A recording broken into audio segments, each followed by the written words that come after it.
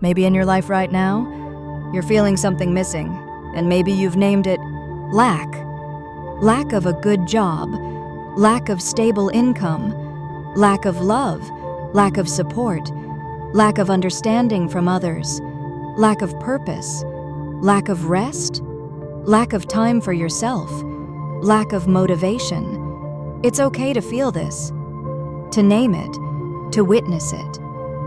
But what if every lack is simply life calling you into something more aligned? Maybe the lack of a good job. Is life showing you that your soul was never meant to fit into a box? That you were born to build something of your own, to create, to lead, to do meaningful work? Maybe the lack of stable income is the exact pressure that's awakening your creativity, calling in ideas, gifts, and strategies that never would have surfaced without this moment.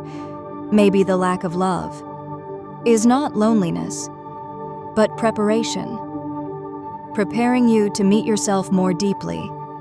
So the love that does come will meet you in truth, not need. Maybe the lack of support is really life nudging you to become your own anchor, to discover how deeply powerful you already are. Maybe the lack of understanding from others is reminding you that not everyone needs to see your vision because it was given to you, not to them, and you're strong enough to walk forward even when it's misunderstood.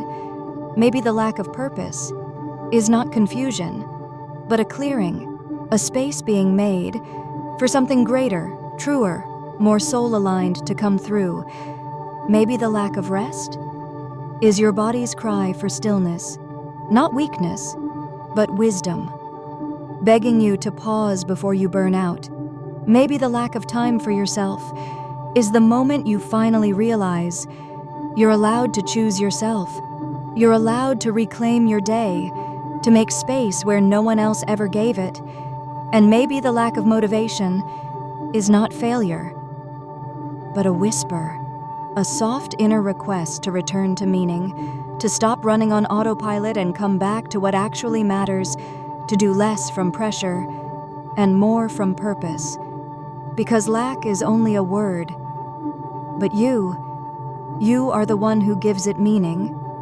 And starting now, you give it a different one, right here, right now. You choose to turn the table. You choose to reframe what you've been calling lack into a field of hidden power, untapped creativity, and sacred redirection. Say it with me. I no longer see lack as limitation. I see it as space being made for alignment.